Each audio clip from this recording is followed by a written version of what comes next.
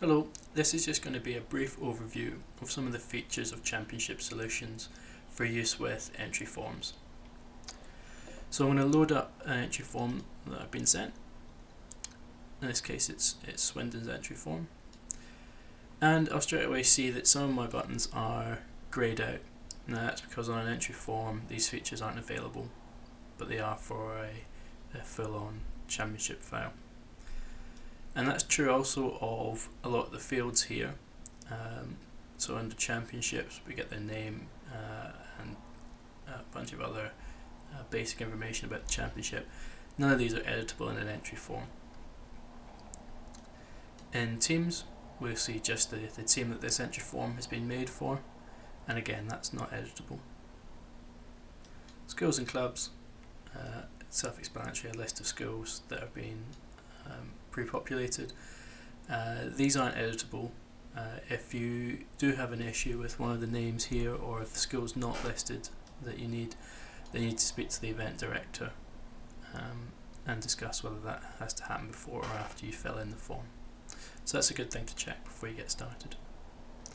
I'm going to skip over athletes and we'll come back to that. Groups.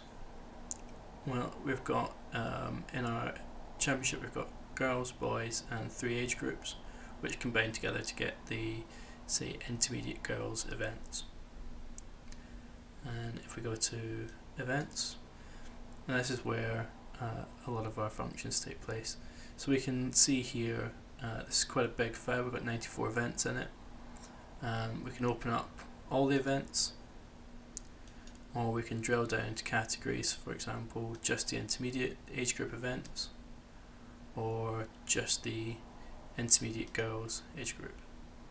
And these just make it more manageable, particularly on a large system like this one. Then we have reports. Now with one exception, all these buttons are only relevant to the full championship file rather than the entry form. So the one that does work that you may find useful is the export entries to CSV. Once you click that, go to Open Exports directory and you'll see a CSV file there. And that opens up in Excel and just gives you a list of all the events and the competitors in them. So at the moment there's no one entered for any of these events, but as you go through and build that up, that list will fill in. We can just close that back down. So under athletes we can